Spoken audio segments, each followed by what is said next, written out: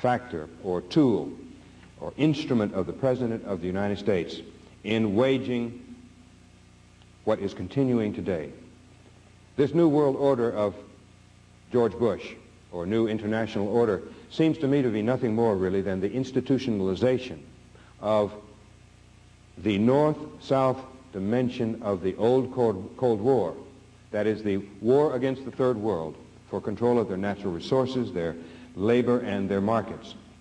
That is where the fighting really took place, as in Vietnam.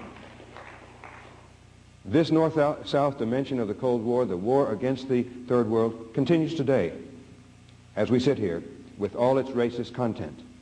And we and our allies, that is the United States and its allies, are just as dependent, if not more, on the resources of these countries in the Third World as they ever were. And that dependency is not going to disappear. It's going to keep on growing through the years. So what I think Bush has in mind is, through this Persian Gulf crisis, to send a message to any aspiring Third World leader that Third World radical nationalism will not be tolerated.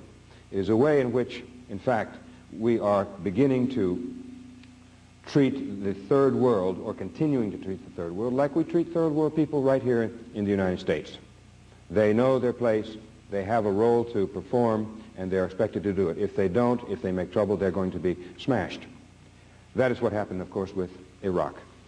I believe that Bush encouraged the Hussein administration and Saddam Hussein himself to believe that they could get away with taking over Kuwait with impunity.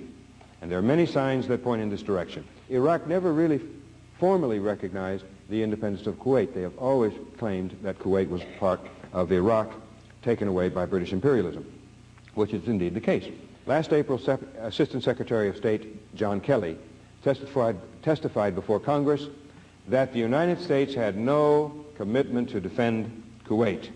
On July 25th, the U.S. ambassador to Iraq, April Glaspie, meets with Hussein.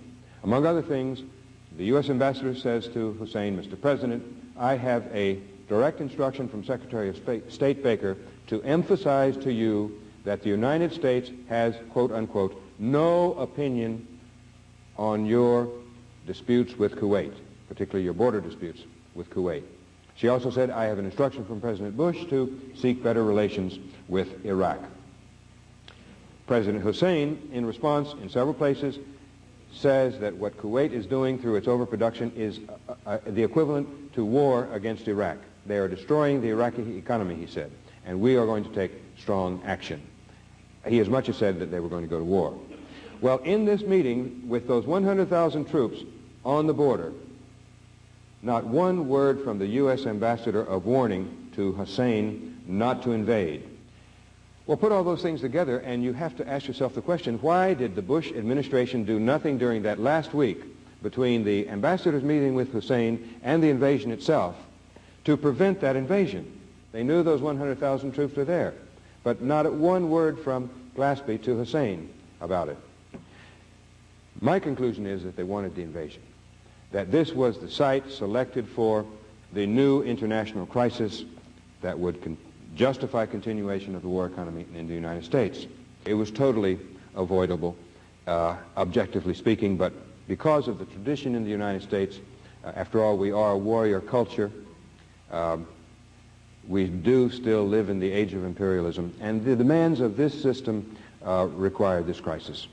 I go back to the CIA for just a moment because it's worth recalling that the agency from the very beginning of the 1940s, was used not only to collect intelligence from around the world, process it and present it to policymakers like the President for their decisions, or to help them in their decisions.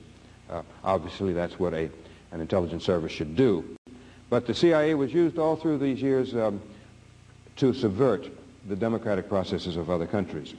At the very first meeting of the National Security Council, which was set up in the same law that established the CIA as the National Intelligence Service, this was October 1947, 1 month after Truman signed this bill into law, establishing the CIA and the National Security Council as the highest policy-making body in national security and foreign affairs. At their very first meeting in October 1947, the decision was taken to set aside $10 million for the CIA to intervene secretly in the Italian elections coming up about 6 months later. The CIA was not just used in these electoral operations. You know, the media operations were vast, and I'm sure they still are.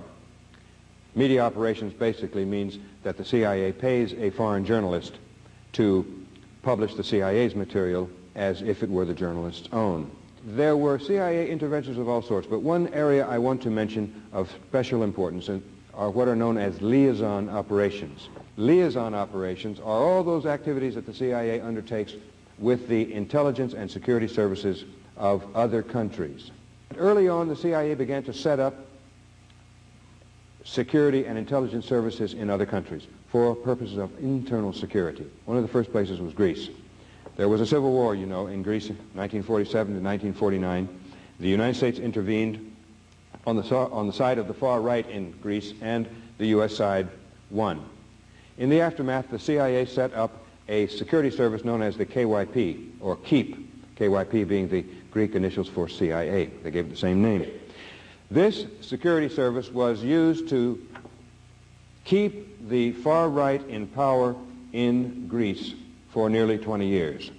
But when that power was threatened with upcoming elections in 1967, the CIA and this service, this KYP, organized a military coup in Greece, which was successful, leading to 7 years of military dictatorship in Greece, of neo-fascist stripe. During that period, torture became an institution in Greece. Thousands of Greeks were forced into exile.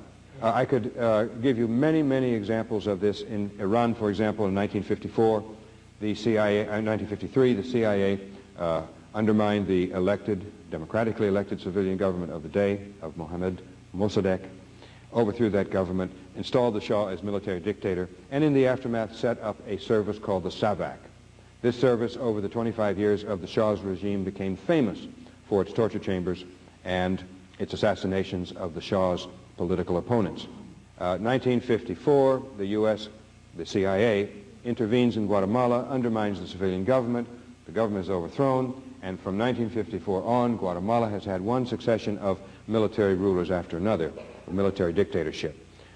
In the aftermath of this operation in 1954, the CIA set up an internal security service, and then others. But from these services set up and supported by the CIA all through the years,